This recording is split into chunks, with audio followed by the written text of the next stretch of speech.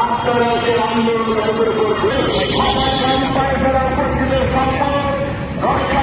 আন্দোলন করছে এই আন্দোলন যদি আপনারা এই লক্ষ ফ্যাসিস্টের ভয়ে ট্রেন থেকে আপনাদের টাকা উত্তোলন করবেন না।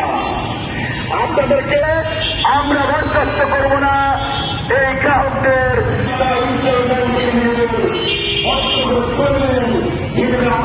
করেছি কারো ভয়ে ট্রেন থেকে আমরা টাকা উত্তোলন করবো না, বরঞ্চ যেই চোখ দিয়ে ইসলামী ব্যাংকের থেকে তাকাবে সেই চোখ উঠে ফেলা হবে। ব্যাংকের থেকে যদি কেউ হাত তুলে সেই হাতকে ভেঙে পুড়িয়ে দেওয়া হবে। যে কোনো কর্মসূচি হবে প্রত্যেকটা কর্মসূচিতে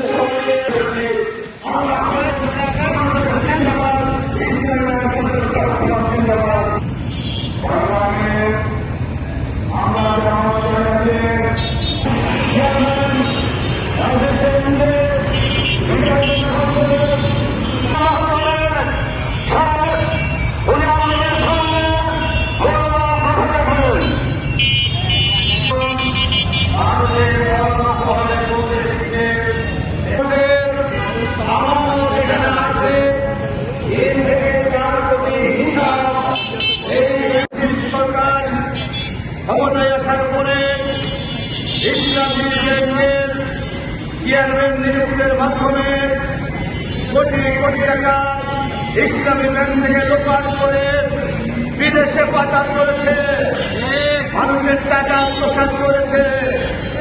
কিন্তু আজকে দুঃখজনক হল সত্য, হাজার হাজার ছাত্রের রক্তের বিনিময়ে, রিক্সা চালক, ভ্যান চালক, শ্রমিকের রক্তের বিনিময়ে এদেশে যখন বেশি সরকারের বিদায় হল, নির্বাচনের মাধ্যমে যেভাবেই হোক, যখন নতুন সরকার ক্ষমতায় আসলো, ক্ষমতায় আসার পরে 2 মাস যেতে না যেতে যেই খুরশেদ আলমকে